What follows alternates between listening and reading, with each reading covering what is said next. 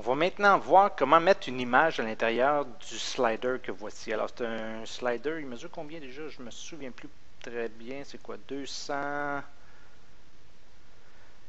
fait 430 par 285 à peu près. Là. On va aller voir. 425 par 282. Alors, 425, ça c'est la largeur, la hauteur 282.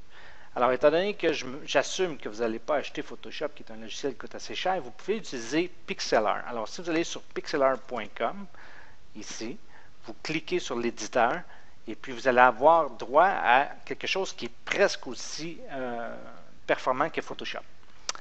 Alors, on ouvre une image. Admettons qu'on veut utiliser, tiens, cette image-ci. Alors, ce qu'on fait, c'est qu'on l'ouvre. Alors, ce qui est important de constater déjà en partant, c'est que lui, de façon à nous montrer l'image dans son ensemble, il nous le resize. Tu vois, il dit à 20%. Alors, la vraie grosseur du fichier, c'est 4000 pixels par 2600 quelques pixels. Donc, grosso modo, 10 fois trop gros. Alors, si on veut voir à quoi ressemble l'image en grandeur réelle, on double-clique sur la loupe et on voit la grandeur de l'image en grosseur réelle. Alors, pour revenir, on fait double-clic sur la main et puis automatiquement, on voit que l'image est revenue pour rentrer dans la fenêtre. On a tout de suite des ajustements qu'on peut faire. On voit que l'image manque de blanc et de noir. Là. Il n'y a pas beaucoup de contraste et puis elle n'est pas très sharp. Alors, on va commencer par tout de suite ajuster la grandeur. Donc, j'ai besoin de, on a dit 425 pixels de large. Alors, on va faire image, image size. Et puis là, ici, on va rentrer 425 en prenant bien soin d'avoir les proportions cliquées ici. Alors, il va nous resizer le fichier. Donc, pour revoir l'image en grandeur réelle, voici la grandeur réelle. Et puis, pour l'avoir un petit peu plus près, on peut faire ça aussi. Donc, on va travailler avec la grandeur réelle. Maintenant, comme je disais tout à l'heure, moi, j'aimerais avoir un petit peu plus de contraste. Alors, on va aller dans les levels. On voit ici qu'il manque de noir et puis il manque de blanc. Si on regarde l'histogramme, alors ce qu'on va faire, c'est qu'on va crinquer un peu les blancs ainsi que les noirs. Et puis, est un petit peu flou. Alors, ce qu'on va y faire, on va lui donner du sharpening avec le masque. Alors, c'est des drôles de settings. Ça. On va se mettre un sharpening de 1. 1. À partir d'ici, c'est pas pire. Alors, donc, on a l'image en question.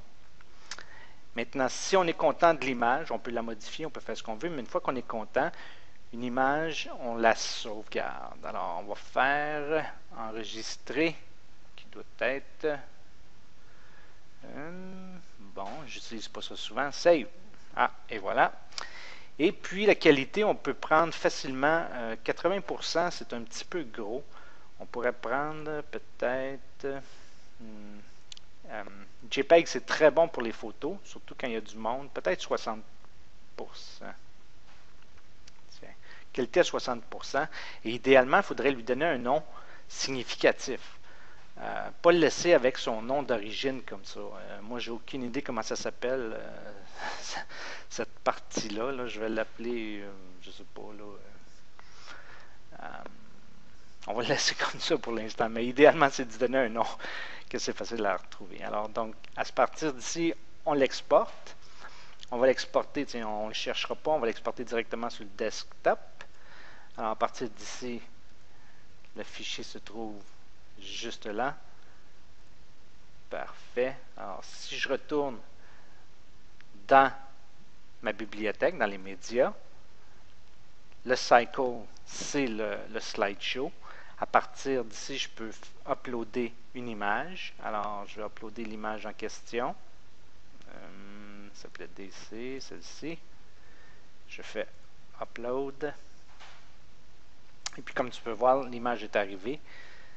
On pourrait lui donner un lien sur un article, par exemple. Mais si on regarde immédiatement ce que ça fait, on fait Refresh. Alors, dans le cycle, il devrait apparaître maintenant, après celui-ci. Et voilà. Alors, c'est la façon qu'on fait pour mettre des images à l'intérieur du slider.